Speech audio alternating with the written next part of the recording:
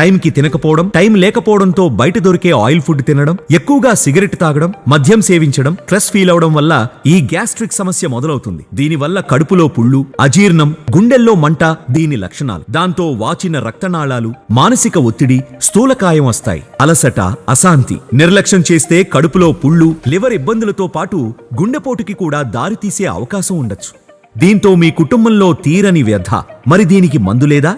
ఉంది.